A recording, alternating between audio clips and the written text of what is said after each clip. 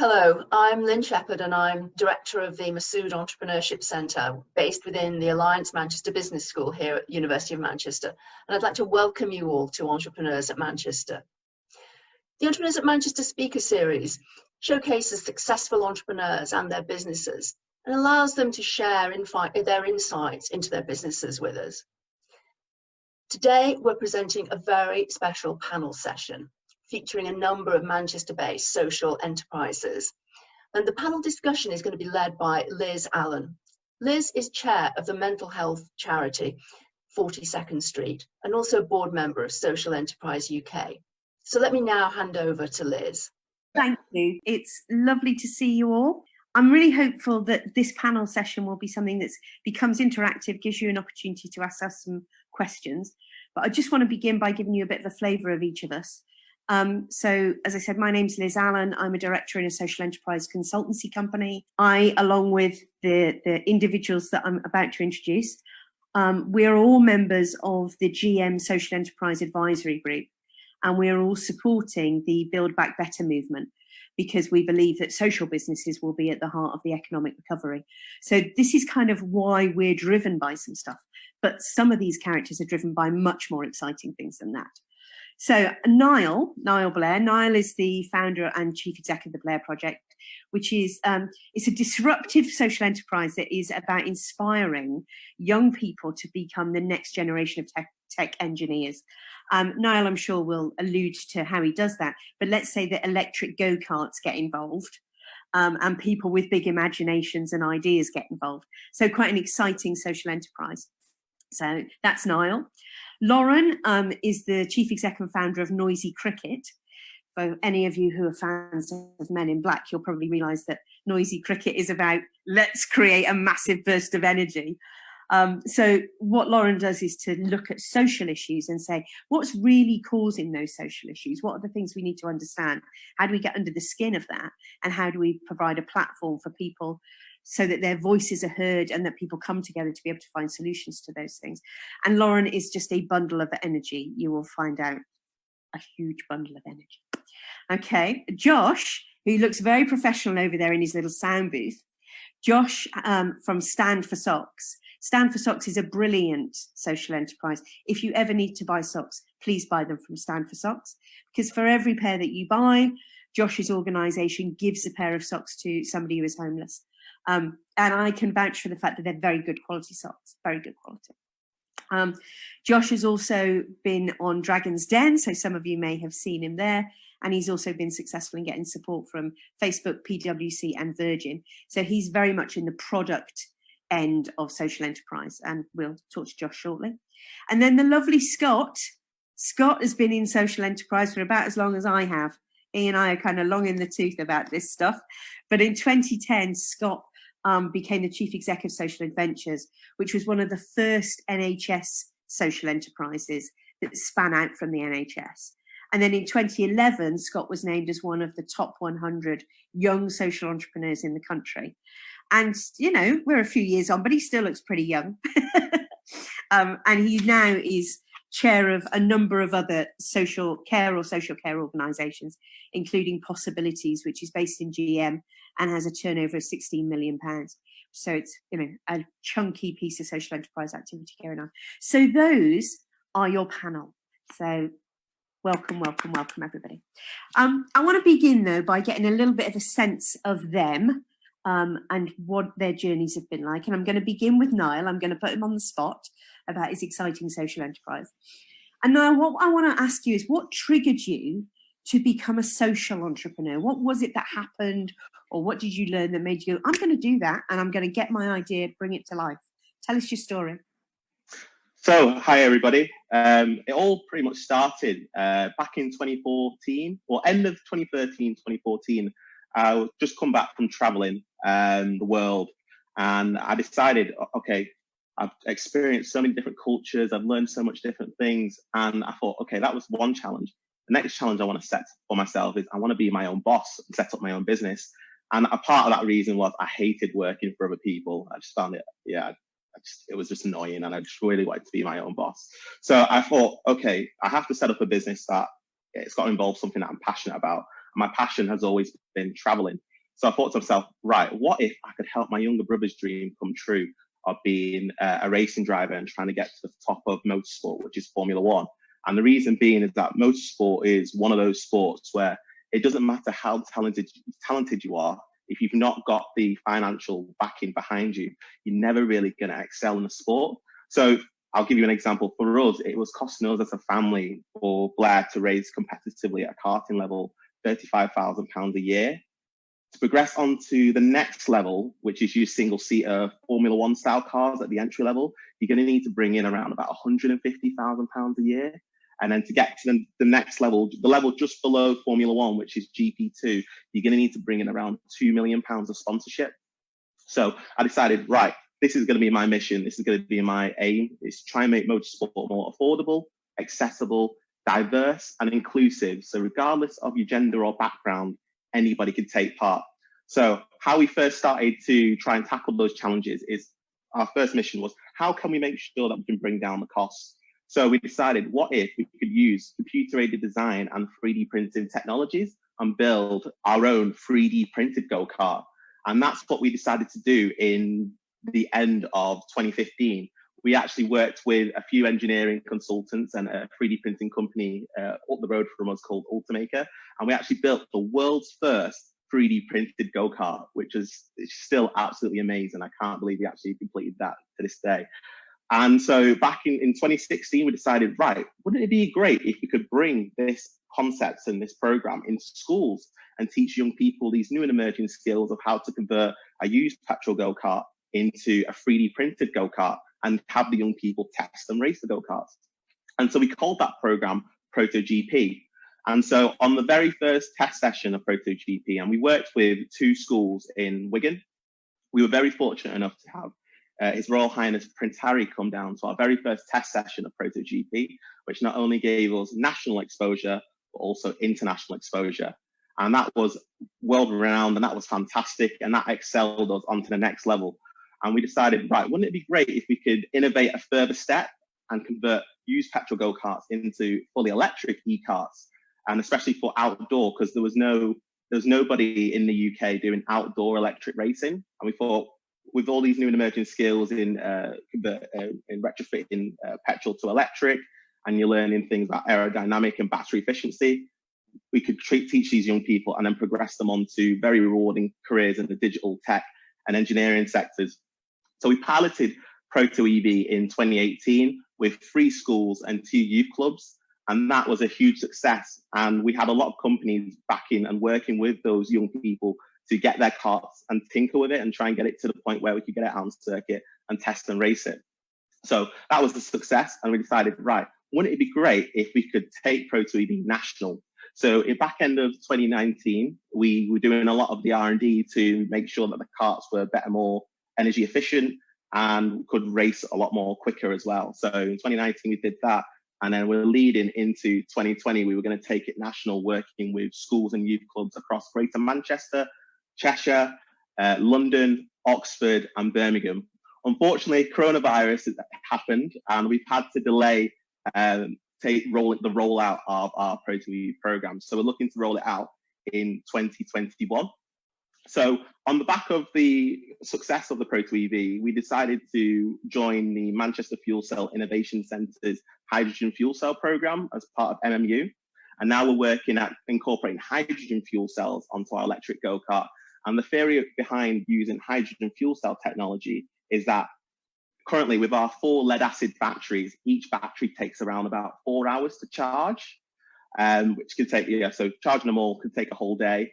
And the carts currently last about an hour going around the circuit. And with the theory with the hydrogen fuel cell, it would mean while the cart's going around the circuit, it could recharge while it's going around. And it's really innovating, because what we're doing, what government and what a lot of big businesses are asking for is to do a lot of R&D and incorporate hydrogen fuel cells so we can import that into our cars and also houses as well. So that's a program that we're currently working on and innovating. And now we've just been asked recently in the last 2 weeks to be a part of what's called the Lewis Hamilton Commission. So on the back of everything that's going on with the whole thing with Black Lives Matter and motorsport wanting to be more diverse and inclusive, Lewis Hamilton has set up a the Hamilton Commission, which aims to get more young people from BAME backgrounds, and not just BAME backgrounds, but LGBT and disabilities, to get into the motorsport career. So we've now been asked by the Royal Society of Engineering, who are heading that, to be a part of that Hamilton Commission. So what I'll take from this is that we've had to carry on being innovative every step along the way. We're always thinking about what new ideas can we bring towards the table and use it to do a lot of R&D, research and development, and rapid scale. So you're always trying to be one step ahead of the curve and innovating all the time. So that's what I say to anybody, like, if you've got an idea, you don't have to, so my background, I wasn't an engineer. I did computer programming at school, but I knew an engineer, and it's about networking and reaching out and bringing those people together who can make your idea come to life. So that's part of being a trailblazing entrepreneur, is knowing the right people and just bring them all to the table. Brilliant. Thank you, Nile. Honestly, when I hear you tell the story, it becomes even more exciting, because you suddenly go, oh my God, I didn't know they were doing that as well. So yeah. Thank you. That's excellent. Lauren, I'm going to come to you next, if that's okay, and say to you, what is it that's either helped or hindered your journey? Yeah. So tell us about the things that could be really great and not so special. Okay, good. It's a really good question. I think what's really helped me on my journey as a social entrepreneur, and I've been listening for 3.5 years now, before that I worked in corporate, is having a really good understanding of who I am at core, and a very, very strong sense of purpose. And as Liz alluded to earlier, that's fundamentally what fuels me and my energy. I have this big picture vision. I understand how I want to go about things. A lot of that was shaped through kind of past experience. So was always a very fair and just-minded child. I come from a family of teachers and nurses and civil servants, but kind of bizarrely along the way, there were a couple of family members who were in business, and I kind of got drawn into that. So I worked in marketing, working on big tech and digital projects for brands like Nando's and Thomas Cook when they were still in existence. But very, very slowly felt my soul start to depart whilst I worked in corporate, and was very drawn towards community organising. I got involved in some work politically, and then kind of that kind of experience caused me to look more clearly at what my purpose was as an individual, big picture. And what I realised in corporate was that I didn't always fit particularly. I'm very collaborative, very future focused, very agile in how I work, very kind of flexible in terms of how I approach things, and that didn't always fit in a corporate environment, which could be very competitive, lots of kind of dominance and sometimes aggressive behaviours going on. So when I was made redundant back in 2016, I had this kind of bigger picture idea of wanting to kind of approach things in a kind of more collaborative and caring way. And with Noisy Cricket, which we're a social impact consultancy and we innovate around kind of social issues, was very clear that there was this opportunity to bring very diverse groups of people together to co-create social change. What I'd seen was that, you know, people working from their own perspective often create stuff that worked for them, but not for everyone. And actually, if you want to kind of get to the root cause of things, you need to bring lots of different people together. So it's a very clear sense of purpose. I also had a very intuitive understanding of how to approach things. So this co-creation piece was just something that felt quite natural to me. And what I realized was that when I started to bring the public sector together with the third sector and businesses, and all the work we do is built with people impacted by social issues as well, you get this really holistic understanding of what's going on, and therefore you're able to better innovate and understand how to address problems, take people on a journey.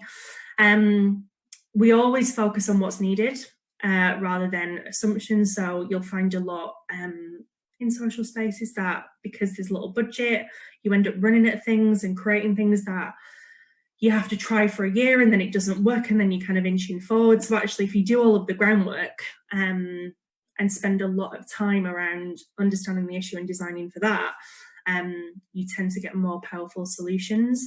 So that combined with my natural gifts that I'd kind of realised in corporate but hadn't had a chance to kind of let loose, I'm a very good strategist, I'm a very good community builder, facilitate very well.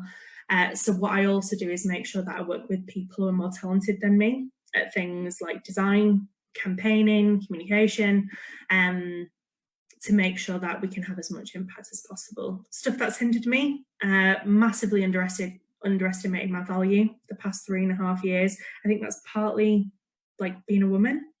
It's taken me a long time to kind of get my pricing to a level where it really reflects the value we add for the businesses and the public sector clients in particular. I am prone to focusing on the vision and the big picture rather than deliverables. I get very excited about stuff, so I have to rein myself in. I've now got a director who does that, which is great. As well, I like reducing risk as much as possible. So I tend not to do the kind of fail fast thing, but I find if you kind of do all the groundwork, you don't really need to worry about that too much. And that's why the stuff we're doing around homeless employment, so removing business barriers to homeless employment, and the work we're doing to bring the humanity back to tech in Greater Manchester, we are setting really firm roots and things are scaling quite quickly because of that. Yeah, so it helped and hindered me along the way. That's really helpful, Lauren. Thank you. And I've noticed there's a few people in the chat box as we've gone who've said, thanks for the honesty, thanks for really opening up.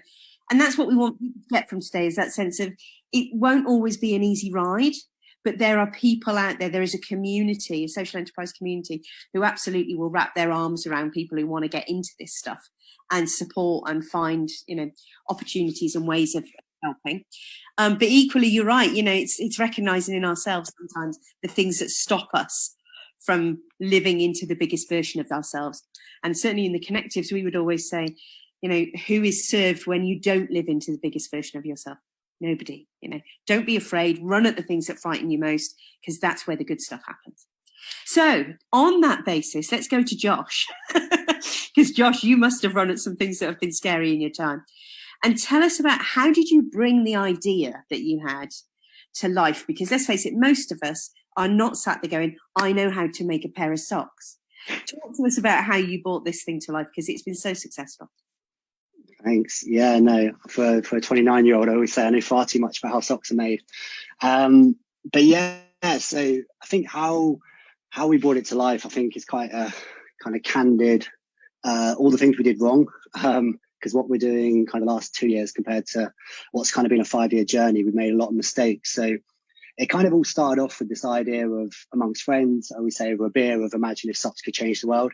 Was a great idea, sort of 4 or 5 beers later. And, it's this idea that everyone needs socks, and if every single pair could do a little bit of good, what was an off the cuff comment actually could be a business, and is a business and a social enterprise today. But, when we started with that, it's like, right, well, everyone stands with their feet. So what do you stand for? What causes matter to you? And so we kind of had this big, huge idea of like, right, let's go find the biggest cause in the world and let's start there. And that kind of ended up being, the United Nations Global Goals back in 2015. When there was 8 of them, we launched, and 2 months later, the UN went up to 17. We did know 2015, the 2020 sort of stuff, things were going to change, but it changed a lot quicker than we thought. But it's kind of the idea that, like Live Strong wristbands, this idea that show what causes matter to you, raise awareness of them, start conversations about them, and have a social impact. And it was kind of a buy one, give one take on that. So, you buy a pair of socks, you could vaccinate 3 kids against measles in Bangladesh, you could plant 10 trees, clear landmines in Vietnam, and so much more.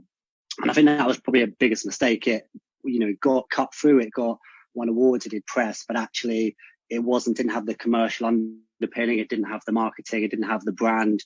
It was all led on social rather than led on the actual kind of, commercial side to sustain it. And it wasn't until we basically had a sock, we called it a sock flop. We had one design that just, I designed all the socks because we couldn't afford to pay anyone, but we had a sock design that just didn't work at all. And so I just donated them to a homeless shelter, just thought, well, just people donate them, we don't want to throw them away and everything like that. And that's when we kind of discovered that basically socks are the most requested item by homeless shelters, as a wear-through item, they're very rarely donated. Unlike money, coffee, old coats, you wouldn't donate your old holy socks. But obviously if you're homeless, you're walking more than the average person without the luxury of fresh socks. So we kind of realized, we're having all this social impact internationally and feeling great on a very small scale, but actually we've completely missed a cause closer to home. And so we kind of doubled down on that and started to simplify kind of our model. And, you know, that's today is kind of 90% of what we do. But kind of how we started all that was, going off to factories, all this sort of stuff, not doing any of the lean startup, MVP testing. I came through a few entrepreneur programs growing up and kind of ignored everything when I started, bought lots of socks, didn't tell anyone about my idea, went ahead and launched it, and then kind of realized, oh, wait, I've completely don't understand what our customers want and what we're doing here.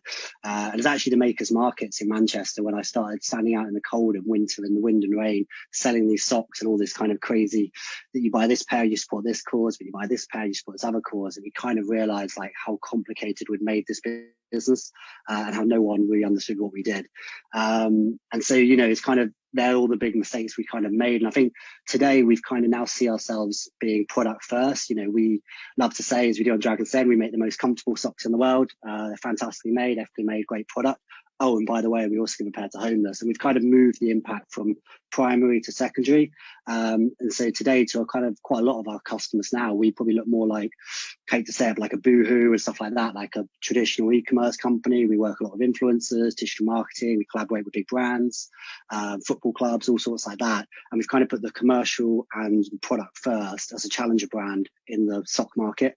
And yeah, we've kind of massively done that. And actually, ultimately, our impact is not even, you know, doubled. It's probably 5 times what it used to be when we were trying to push the social side of our business and the partnerships, the collaborations and opportunities. So I think, for what we basically did was a lot of mistakes. And I think we've slowly learned that. And maybe that's on the product side of businesses or not. But basically, don't lead too quickly in that way. Brilliant, Josh. That's really insightful stuff. And thank you for being honest about the things that you learned as you went. I would still say to everybody, they are definitely the most comfortable socks you will ever buy.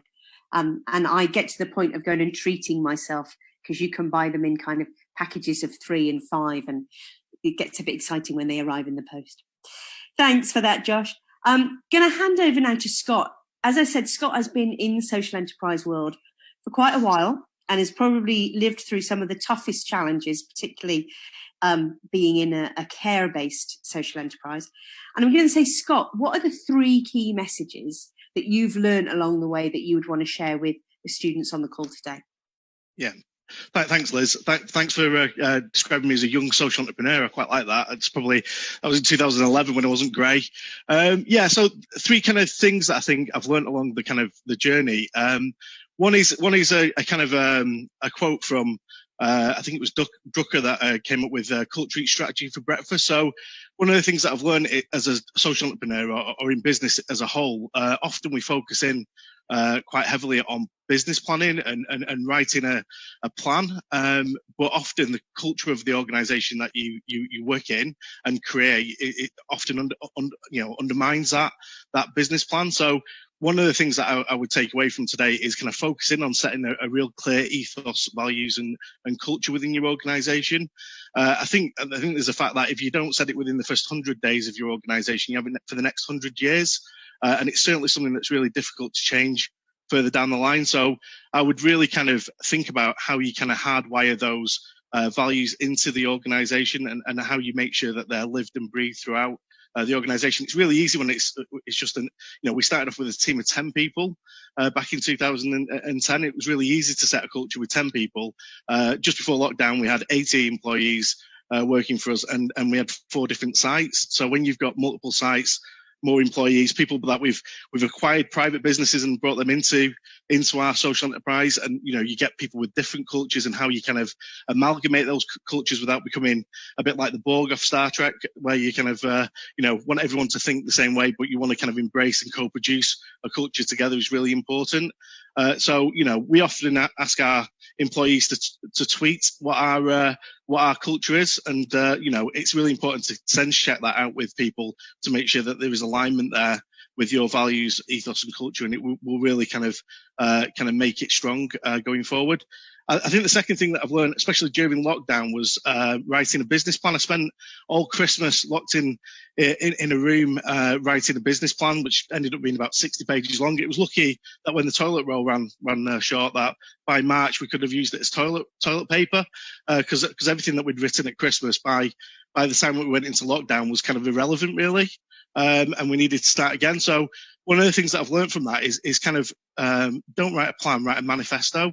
Look at the destination that you want to get to. Don't be too specific about how you're going to get there, because things will change. And especially over the next 2, 3, 4 years, it's going to be very difficult to put plans in place. And as soon as they're written, they're out of date. So really kind of invest in kind of setting a direction. And what's really important with business planning, I've found, is the process of business planning rather than the product. So we often focus in on the document at the end, and it's usually kind of valued in how many pages long it is. And actually, that isn't really the value of business planning. The value is actually co-producing a direction with a number of other people and making sure that you're all on the same page. So although business plans are useful when you're going for investment and starting up, I think it's as important that you embrace the process of business planning as well as the actual products of a business plan. And then the final point that I wanted to make is making money and changing the world are not mutually exclusive. So I think, there's a balance between the social aspect of a social enterprise and the business aspect of it. And you have to have a viable business before you can change the world. There's a guy called Liam Black who Liz will know, who's been around in social enterprises for a long time. And he said, if you can't pay people's wages at the end of the month, then forget about changing the world. You've got to be a viable business as a starting point. I think there's some really interesting trends with social enterprise at the moment. I think it's one of the, for the last 10 years, it's been one of the fastest growing areas of the UK economy. They're twice as likely to start up in a deprived community and twice as resilient as traditional businesses in an economic downturn. And kind of when we launched our social enterprise in 2010, we were on the kind of verge of a mass recession, and we've been able to grow, during the last 10 years, which has been, we've had, a real kind of economic hit more recently with COVID. And I think social enterprises really are going to play a really valuable role in helping to restart the UK economy and building back better. I think the other thing as well is that, social enterprises are attracting young people. It's great to hear that you guys are, I don't know if you describe yourselves as millennials, but millennials are definitely more attracted to purpose businesses than maybe generations that have gone before. I think Deloitte did a bit of research recently, and about 60% of young people now want to go into organisations with a clear social purpose. So I think there's a real attraction there around not just making money, but changing the world at the same time. So they're my 3 takeaway points. Scott, I couldn't agree more with all of them, to be honest with you. I think it's fantastic. And, it takes a long time to learn that piece, that actually the more time you invest on writing words on a page, the less time you have to talk to the people that you want to understand those words. Sometimes just having a conversation with somebody will get you a lot further, a lot faster. So really good insights. Thank you. Liz, what a fantastic panel. Oh gosh, I agree so much. It's been really insightful and so enjoyable to watch.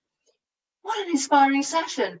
I'm really excited to see the questions that the audience are going to have posted, but I'm going to be really cheeky and ask the first question, if that's okay. So I don't mind who wants to pick this up, but can I just ask, what advice would you give to everyone watching today who's planning a venture with purpose? And I'm calling it a venture with purpose because I think that's what we all should be doing. So what advice would you give to people watching about that? What advice would you give them? Who'd like to start? Scott, you put your hand up. Okay, go. Yeah, I'll give it a go. So what I'd say is, I guess in the social enterprise world, we get hooked on form and not function sometimes.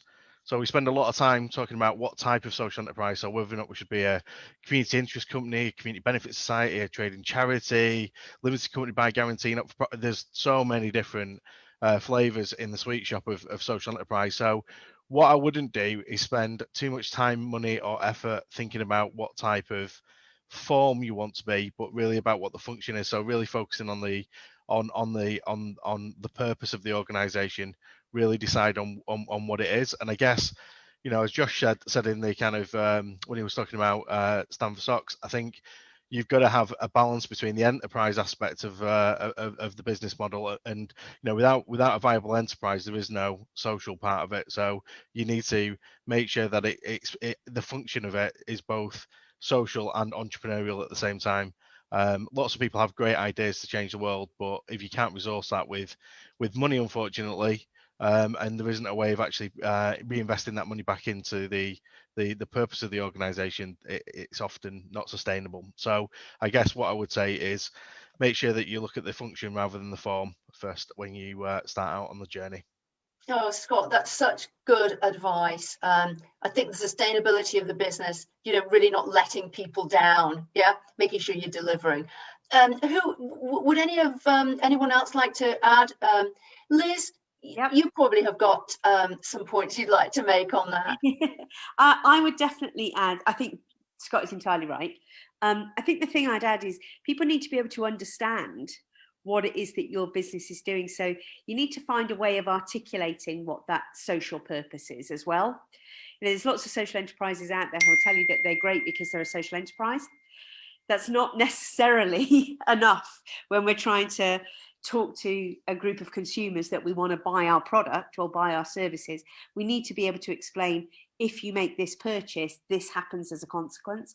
So knowing what that story is that you need people to hook and buy into, I think is important. But if you get stuck on the form, you'll never get to the story. You'll only ever have that circular conversation about incorporation. Yeah, Josh, yours is all about the story, and I'm sure brand and it is really important for you. Do you want to add anything here? Yeah, I think to echo, to be honest, both those points. I think when we started, it was all about the purpose, and I think 5 years in, our last 2 years' growth has been kind of phenomenal, and the biggest shift has been that we've kind of changed from leading on purpose and the kind of ethics of the business and product second to putting product first, cause kind of second, which sounds really bad, but as we've kind of then started to compete in the more for-profit, commercially minded setting and play by those rules, we've actually scaled up our impact, scaled up the business. So kind of flipping that round felt a bit uncomfortable at the time. And I think in terms of the message, it's really important to think that those win-win-win situations. So, we work with Facebook and sell to them. I'll say they don't care about the ethics, obviously they do, but we need to dial up certain parts of our story and dial down other ones. And when we're selling to probably consumers, we dial up the uniqueness of our designs and the quality. And by the way, we also give a pair to homeless. So it's kind of being flexible in it. But yeah, definitely kind of being aware of those two things, I think. Yeah, I think communication is so important. And the great thing about everyone on the panel, you're all great communicators. Nile, what do you think about that in terms of the purpose? Do you have anything else you'd like to add? No, again, my colleagues have made some really great points, and I think the story is the key thing. Obviously, my background and setting up when I was 18 to help support people like my younger brother from disadvantaged backgrounds to be able to have a career as a driver, mechanic, or an engineer in motorsport.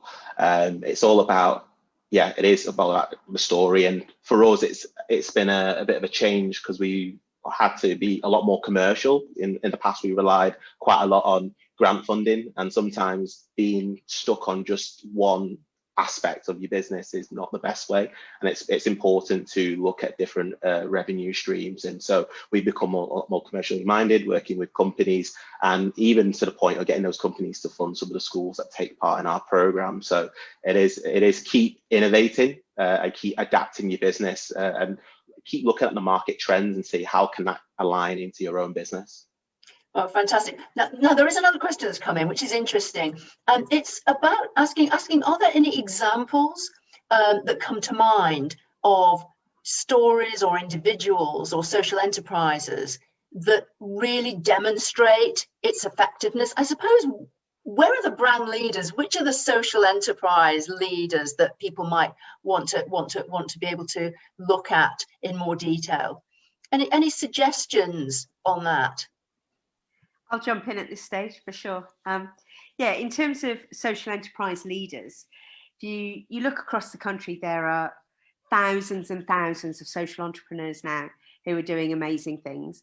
And some of those are brand names that you might be really familiar with, but you never realized were social enterprises. So for example, Divine Chocolate, you know, you go out and you buy a bar of chocolate and don't think about it, but actually that's supporting a cooperative of farmers in Ghana. You might go and buy a bottle of One Water. Every time you buy a bottle of water, it contributes to a well in a country in Africa, which is a roundabout that spins round whilst kids play on it. And every time it spins round, it drives a bore down into a borehole and pumps water back up.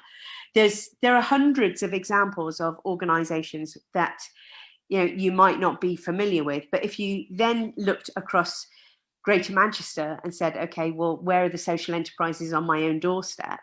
There are people like Josh, there are people like Scott who are in those organisations all the time making a difference. And I'll tell you a story of an organisation that we've worked with. So the Connectives is the social enterprise that I'm a director in, which is a consulting company.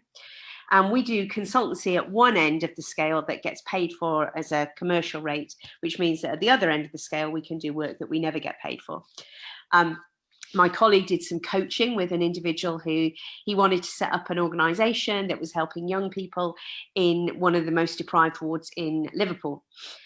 He went ahead, he had lots of coaching and lots of support from the organisation. He set up his charity, which has now become a social enterprise, a trading enterprise, and as a consequence of that has recently secured additional funds to be able to convert the building that he's in from essentially a changing rooms in a football pitch into a youth centre. And they have more than 250 kids every week who walk through the door who are accessing education, accessing food, accessing support that wouldn't have typically had any of that kind of help. And it's looking for whereabouts is that difference happening in people's lives, and what does that difference really mean to them? And if you look across all of the stories that you will have heard today, every single one of those social entrepreneurs is making a difference in the lives of somebody within their community. So there are hundreds and hundreds to go at. So hopefully that gives you a bit of a flavour. Yeah, and I think you're right, Liz. I think there is a lot more visibility now than there ever was before. Probably helped because we have had some characters and some celebrities aligning themselves. Whether we like it or not, sometimes you need that media involvement, which sometimes is not there all the time for all of our starts. Scott, I think were you putting your hand up to add something there?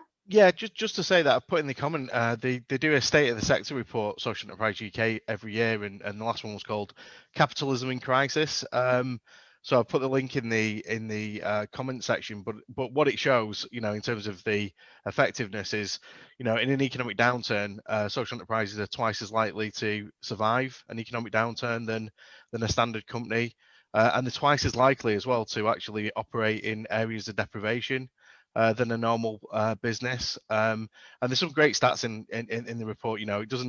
It gives some examples of individual social enterprises in there as well, but just things like, the gender balance there, the pay gap, and how they're tackling that. So there's some really good stats out there about how effective the sector is and how much it's growing. I think there was a report done recently about, I think it's about 80% of young people want to work in a purpose-led organization when they leave university. So, lots of people, I guess, that are tuning into this also will be thinking about, how do I work not only for an organization that's sustainable, but also that has a clear social purpose.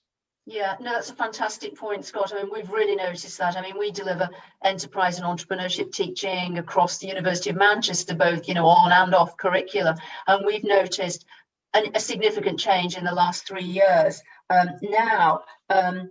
Most people want to incorporate some sort of impact into their business models, regardless of whether it's a social enterprise or not. And it is about as well wanting to, I think, again, a number of, one or two of you mentioned it in the panel session earlier, you really wanted not to work in an organization where you didn't kind of get their mission. You wanted to be in control yourselves of that and probably choose the people you wanted to work with. So it's a kind of a different mindset in a way. There's another question that's come through, which is interesting, which is one I think we ought to just think about a little bit. What about business mentors? What's been your experience of business mentors? Have you connected with them? Have you found them useful? Josh, I know you were involved with Dragon's Den. I don't know whether you want to just add some of your experiences from that, but business mentors, yeah. Yeah, mixed experience, I say, and it's probably the same, not just being a social enterprise as any business, but you know, we've had some phenomenal mentors along the way. CMO of Virgin Atlantic, as an example. I've actually got our main mentors from an engineering background, not from startup, not from social enterprise. And we always say we're chalk and cheese, but he's probably one of the best mentors I've ever had because he doesn't understand my sector. So he really challenges me. And, you know, with ads, when we're spending lots of ads on Facebook and losing money every week, from a commercial, just common sense, distant, you know, point of view, he'll say, why are you doing that? And obviously we can kind of show metrics and kind of argue around why we're doing that. So no, mentors are fantastic. I think, you know, there's lots of different organizations where you can connect with mentors. Mentors, to be honest, you know, your age probably is also your best advantage. We have some, you know, phenomenal people who just want to help us. They don't want to be paid. Just yesterday, we had the old managing director of Tom's Shoes for Europe reach out and want to kind of give us some free advice and support. So it's just phenomenal, the people that are out there. And I always say the answer's already no. So ask the question, you know, ask people if they want to help you. And if they say no, or that's what they were going to, where you were anyway. So, yeah, you know, definitely get mentors, definitely get support. What about you, Nile? You know, I don't know your age, but I imagine you're probably one of the younger on the panel. Scott, I'm not trying to say that you're older by any stretch of the imagination. Please do not think that. But Nile is one of the youngest. What's been your experience with mentors? And I know you've got some fantastic organizations working alongside you. Yeah, I think it's same to kind of what Josh, I've had a mixed bag, a mixed experience of mentors, but mostly positive. So I've had a few from organizations, well, 2 from organizations such as the Growth Company, and also one of the directors in the Blair project, who is also my mum as well, Marilyn Comrie. She's always been my mentor and was the reason why I wanted to start up my own business. So because she'd run her own businesses, being a leader and mentor coach, it really burned the fire in me that seeing the work that she did. I wanted to become my own entrepreneur. So when I started my business at 18 and I'm now 25, so 6 years later, that was one of the things is, Mum, could you help me on my journey, and where do I need to start as becoming an entrepreneur? And every year I'm constantly looking to evolve my skills. So as well as, you know, watching courses on YouTube or reading books, I'm constantly speaking and talking to people as well. So I've taken on another mentor as of last month, actually, who works for a property development company called Bruntwood, one of the biggest in Manchester. And he's helping me develop my commercial acumen skills. And at this rate we're going at the Blair project, we're scaling up rather quickly. I'd love to mention some of the work that we're involved in, but it's not yet over the line, but please stay tuned. But it's going to be big, and he's helping me to develop, obviously, commercial acumen, and we're looking to take on even more staff. So how do you manage those relationships and build those strategies to take forward? So no, it's been really positive most of the time. Oh, that's fantastic. I hope my son will say that of me. Maybe I'll get him to watch this afterwards and see what he thinks about it. Josh, another question has come in, which is interesting, and others might want to just pick up. How do you measure the impact you make on homelessness? So if you have a social purpose, and others have a social purpose as well, Nile's at a much earlier stage of his development, but, you know, how are you measuring the impact on that? Are you happy with that, the impact you're making at the moment, and how are you measuring it? Yeah, and it's a very hard one because as we delve more and more into homelessness and with some of the other causes we've been involved in, you kind of realize how disjointed and complicated it kind of can be. So one example is, you know, 80% of homelessness is invisible, in the sense it's not, you know, the rough sleepers everyone kind of imagines on the street. It's the sofa surfers, or someone sat in a coffee shop, you know, 2 tables away from you and not realizing. So how we kind of have that impact is we work with organizations of all shapes and sizes across the UK. In terms of measuring our impact, at the moment, it's mostly on obviously pairs donated, regions, organizations we're supporting. We're at a great point now where we've, you know, just broken over 100,000 pairs donated in the UK, and we're able to go, right, from the rough sleeping angle to food banks, and now to people looking to get into jobs and work, and we're actually changing the types of socks we're donating and the places we're donating.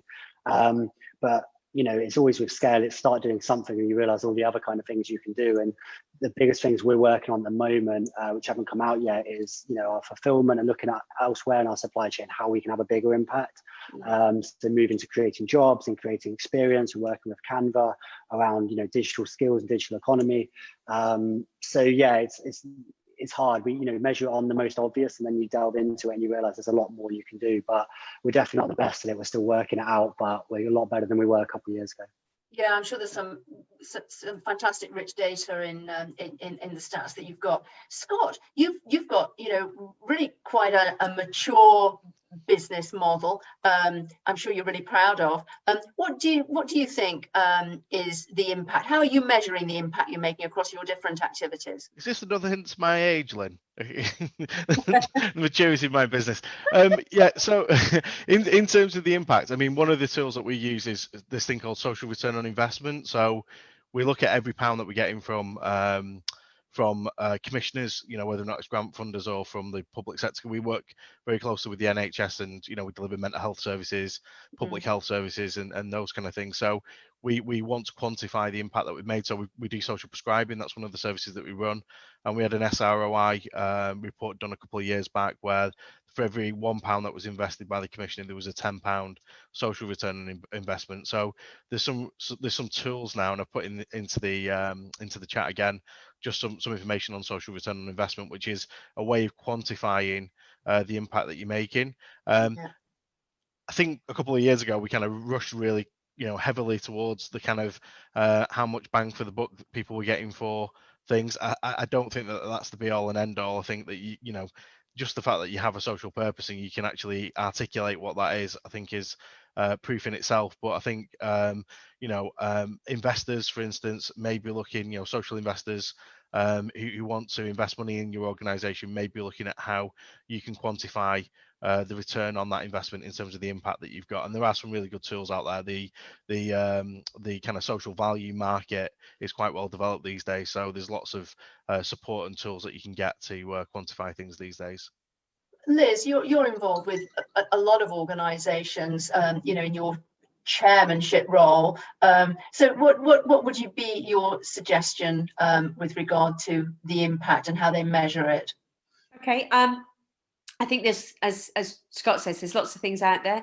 I'd always try and get a balance between the numerical data that you can share and the kind of narrative stuff, because people are always engaged by stories. You know, as human beings, we are storytellers naturally. So there's something about being able to hear the voices of the people that you've been working with, or the people you seek to serve through your organization, come back to you. And sometimes that's because you want to motivate a social investor, or, you know, you want a supporter, but also you want to motivate the people around you, because, you know, like any organization, keeping a social enterprise afloat can sometimes be really challenging, really hard work. You might be spending an awful lot of time, you know, not necessarily focused on the social end, but on the enterprise end, when your heart is really in the social part of this. So there's that thing about trying to keep yourself and your team motivated as well, for sure. Yeah, I know the stories are so important, and you've all been fantastic at articulating those today. Another question was an interesting one. You know, if you've worked previously in a business, in a corporate, in an SME, was that helpful in starting your social enterprise? Do you think it's not necessary to have had experience? Scott, I'm glad you put your hand up. I was thinking, I don't know if anybody's going to answer that. Scott, thank you for being my friend.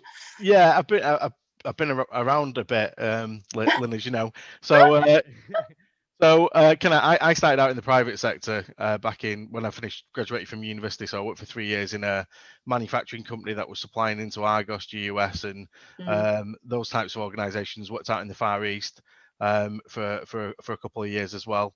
during that experience. And then I got on a graduate scheme in the public sector. So I worked then for the next kind of decade within the NHS, working my way up to an assistant director in public health. Alongside that, I actually own my own business as well. I own my own children's day centre. So I've worked in all types of different sectors. So from the private sector to the public sector, to owning my own business, and now to being a social entrepreneur. So I think all of those things have taught me different things. I think, one of the things about working in the public sector is that ethos, that strong, ethos about values and culture, and how that impacts on things. And I think the entrepreneurial stuff that I learned when I worked in the private sector about how to get things done, how to plan, how to be efficient, those things have really, put me in good stead as well. Do I think that you need all of those experiences to be an amazing social entrepreneur? Probably not.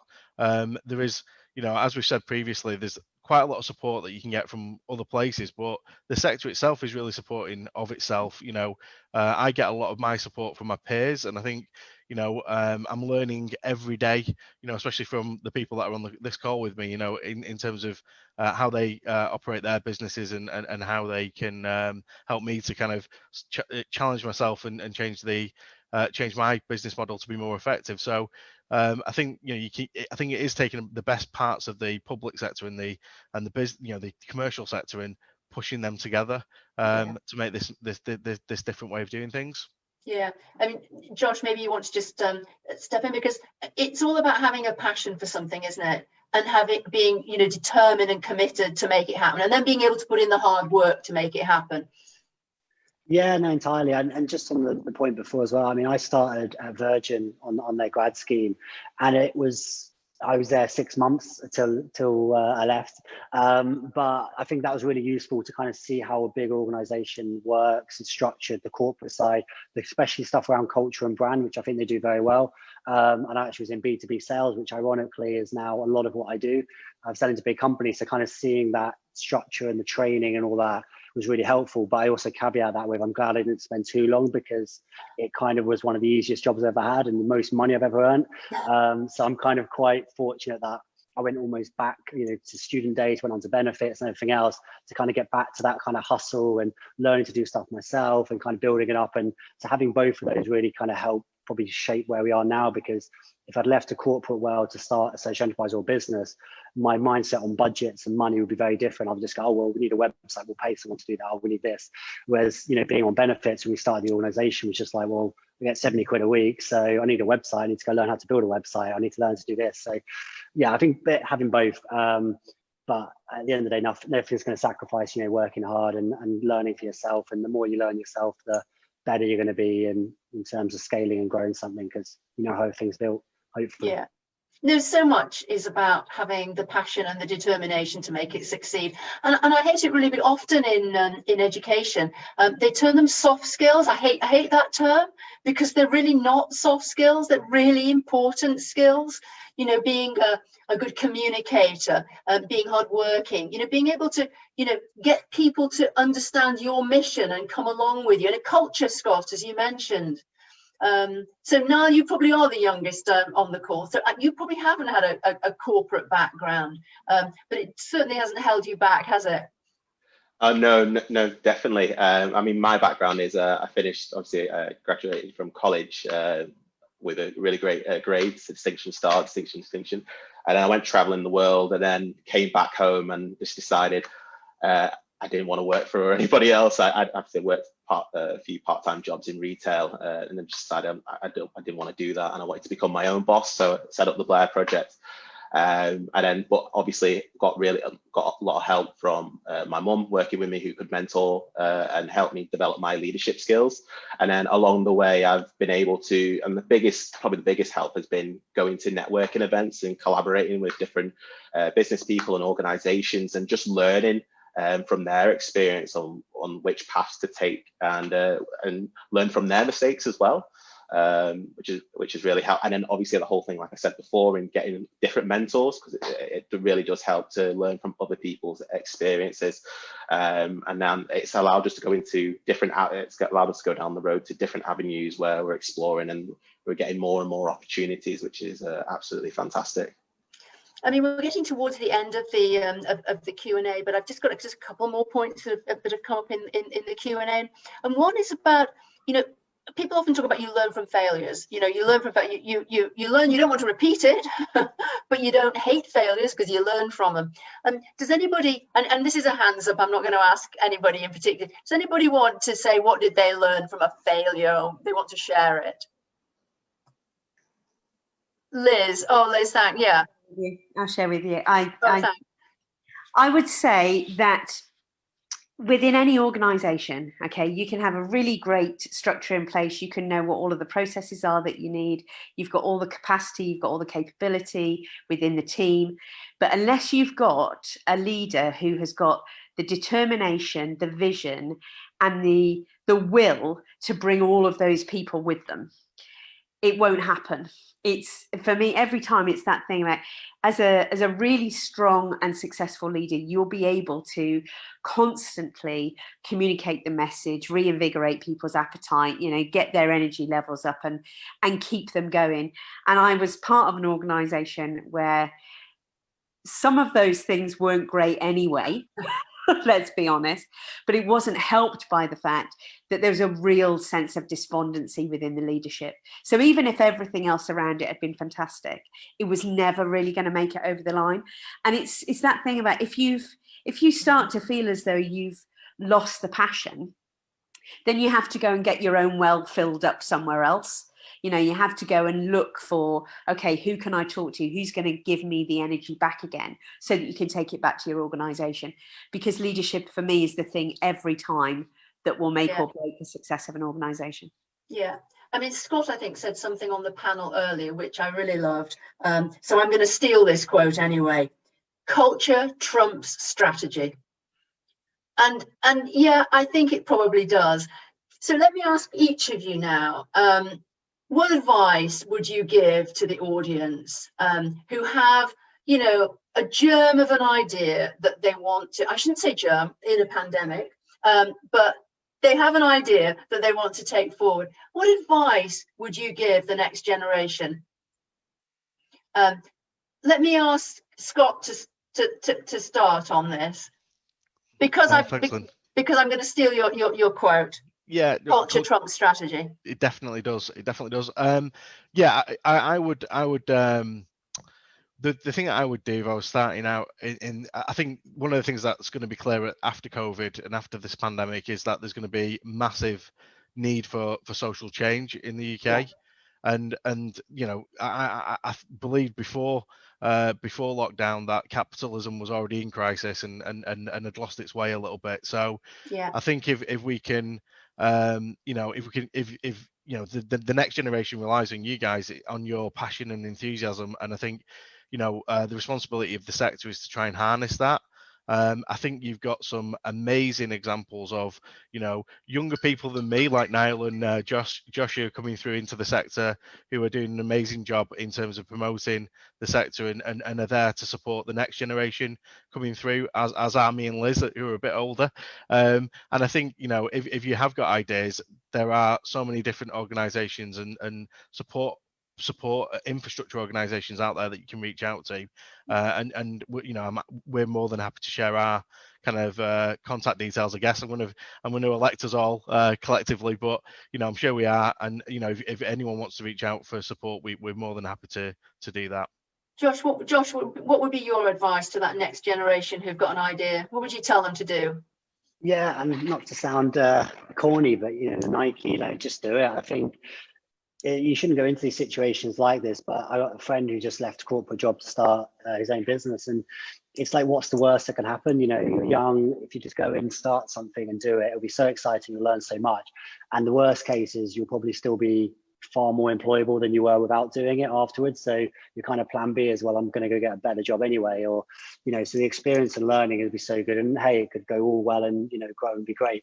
And I think just to echo Scott's points, I think social enterprise space, I've only been in it sort of for 5-6 years now, but the phenomenal speed and change that I've seen in that time is incredible. And what's going on in America and all over the world, it's like the complete, not this nice little fluffy idea or dressed up charity in a different way. Like, it's a really exciting new normal, and I think it's just fantastic space to be in at the moment. I wouldn't say you wouldn't go into the corporate space, but the corporate space, I think, has got challenges ahead. And I think the social space has so many opportunities. So for starting out a career or anything is definitely the best place to be looking. Yeah, the corporate space is learning from us, I think. So Nile, what advice would you give to those younger than you that are about to start? I think the easiest thing to do is to start a business. The hardest thing to do is to keep going. And I'd just say, on my journey, 6 years, it's been a roller coaster. There's been a lot of ups and there's been a lot of downs. But the key advice I would give is to anybody is to be persistent and to be resilient. There are so many times where, you know, you'll get a few knockbacks and you'll think, gosh, should I even carry on anymore? And should I just give it up? And you know what? You've got to have that. Got to make sure you have that little voice inside saying, don't give up, keep going, because you know what? There's something good's going to come up. So that's the thing I would give, is just don't give up and just keep battering on that door, because something good will happen. And that's because you've just got to be passionate about it, haven't you? Because it's not all going to be easy. There are going to be ups and downs. It is a roller coaster. So Liz, on that roller coaster note, what would be your advice? Okay, I think when people are starting out, they're often a bit afraid to share their ideas for fear that somebody's going to steal it, run away and do it themselves. I would say get over that, okay? Talk to as many people as you can. The more you talk about your business, the more the people you talk to will talk about you. And that's the way that this works, that people start to hear an idea, they get engaged by it, and they go, do you know what, I love that idea, how can I help them? The other thing I would say is people are massively flattered when you ask them for their help, okay? Even if they don't necessarily have the right answer. Everybody who's asked for help typically will go, oh, somebody wants my opinion about something. Yes, of course I'll give it. Keep asking people for help, because there's so many folk out there who will happily meet you for a coffee, spend, you know, a lunchtime with you, whatever, just giving you a bit of a sense of, well, when I did it, it went like this, but what is it you need? Just ask for help and keep talking about it, because the more you talk about it, the more people will hear it and they will get engaged and enthusiastic and talk to others. Fantastic advice. And I think it has all really come down to that sense of purpose that you have got in absolutely, and you know, in massive amounts of purpose, and you have really been able to show how important that has been. I think the other thing that you shared as part of your the earlier panel session was about the importance of communicating. Liz, you've talked about stories. Everyone has talked about that. Josh, brand has been important to you. I know Scott focused a lot more on culture from the strategy, but I'm going to go with culture again, being around communications and around brand and around, you know, passion. So I'm going to start to now draw this to a close. I think we could probably talk all evening, but you know, we're nearly 5:10. And so I would just say, does anybody have any final points they'd like to add to the audience before I say my final words? I have one point I want to make, which is I think we often find ourselves in the position where we think we have to ask permission for things, but actually you are the grown-ups in the room now. You know, you have the opportunity to shape and develop whatever you choose to. You just have to be brave enough to say, I'm going to do something. So don't feel that you have to wait for permission. Just feel as though, okay, I can make a difference. I know how to do that. Are other people doing something similar? Let me work with them. Let me find an idea, but don't wait for permission. Just do it. Josh, have you any final word? I think, you know, literally just ended with there, just do it. And I won't say I hate Nike at all, but I just think that, you know, that caption is just do it. What's the worst that's going to happen? Yeah. And don't ask for permission, ask for forgiveness. Yeah. Well, you do that all the time. I'm doing that constantly. If you work in a large organization, you always do that. You just push on with things, don't you? And I think as long as you've got confidence and passion in what you're doing, should be okay. Nile, what about you? We have a motto in the Blair project: no one person can create success on their own. It takes a winning team and helping hands. So it's that message around collaboration. Don't be afraid to reach out. If you want to reach out to myself or the rest of the other panel members, come and message us on LinkedIn, ask us for any advice, and we'll be more than willing to help you out. So yeah, don't be afraid to reach out to people and ask for advice. And Scott, what about you? Yeah, I echo everything that everyone else has said. I mean, I do think culture eats strategy for breakfast. So do make sure you hardwire the culture of your organization. Spend as much time focusing on the culture of the organization that you're trying to create as you do on your business plan, and you won't go far wrong. From the first 100 days of an organization, you're probably stuck with that culture that you've got in those first 100 days for the next 100 years. So really focus on it. Make sure that you've got a clear purpose, and that's hardwired, like the writing in a Blackpool sticker rock into the organizations that you're creating. And as Nile said, as Josh said, sorry, just do it. Yeah, get out there and do it. Yeah, we need more people out there doing this kind of stuff. So yeah, definitely. Oh, amazing. You are all such great stories for this for this 21st century and our move to get more impact into our businesses, regardless of whether they're termed a social enterprise or just a business, but it's doing things that really make a difference. I want to really thank you for the time that you've taken to talk this evening, and also to share your thoughts with everybody. I've really enjoyed meeting you. I know we're going to stay in touch, and I'm quite sure there are other things that we're going to be able to ask you to help and support with as we move this agenda forward here at University of Manchester. Let me just say to the audience before we close down, please connect with us here at the Masood Entrepreneurship Centre.